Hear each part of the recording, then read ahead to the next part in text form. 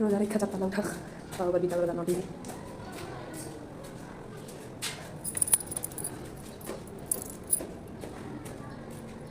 দেখো শেষ আমি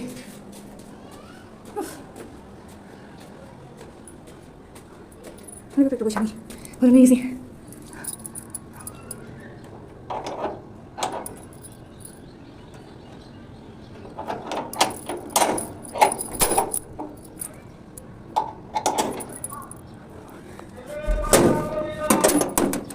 এখনো ছাদে রোদ আছে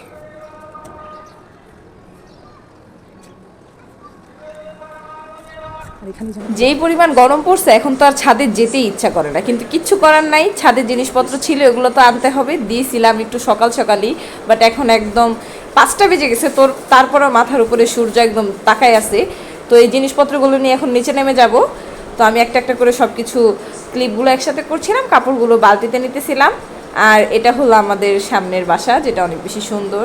আমাদের ছাদ থেকে মোটামুটি ভালো পরিবেশই দেখা যায়। এখানে তারা জানে কি করছে। যাই হোক, আমি কাপড় চোপড় নিয়ে নিচে এসে পড়ছি। এখন আমি আপেলগুলোকে কেটে নিতেছি বিকেলের নাস্তা হিসেবে খাওয়ার জন্য। সাথে শসাও সিলে নিছি, এটাকেও সুন্দর করে কেটে নিব। কিছু খেজুরও নিয়ে নিয়েছি। আর এখানে কিয়ানের বাবা একটু শরবত বানাই নিচ্ছে, কারণ অনেক বেশি গরম ছিল। এত গরমে শরবত ছাড়া টিকা যাচ্ছিল না, তার একটু ঠান্ডাও ছিল, যার কারণে তেঁতুলের শরবতও বানাইছে।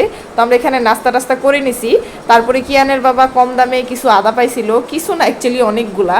তো এতগুলা ছিল্লা, তারপরে ধুইয়া কাইটা, মানে অনেক টাইম লাগছে এগুলোকে ব্লেন্ডার করতে।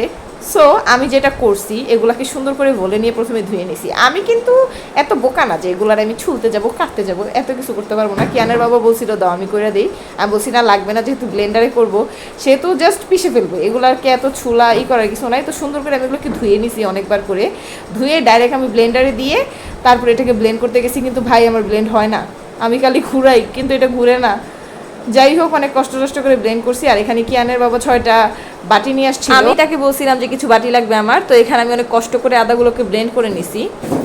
আমার ঘরে যত বড় টিফিন বাটি থাকুক, ওইটাতে এতগুলো আদা হচ্ছিল না, যার কারণে আমি বড় একদম পুরো সসপ্যান বের করে নিছি। তো আমি এই বাটিতে কষ্ট করে ঢালছিলাম কতগুলা, ওইগুলাকেও এইটাতে রেখে দিতেছি, কারণ আলাদা আলাদা বাটিতে রাখার কোনো মানে হয় না। যেহেতু আমার এই বাটিটা যথেষ্ট বড় আছে, এটাতেই সবটুকু আদা হয়ে যাবে। তো সবটুকু আদা নেওয়ার পর সুন্দর করে এটাকে আমি বাটি দিয়ে ঢেকে ফ্রিজে রেখে দিয়েছি। ভিডিও ভালো লাগলে লাইক কমেন্ট করবেন এবং ফলো দিয়ে পাশে থাকবেন। আল্লাহ হাফিজ।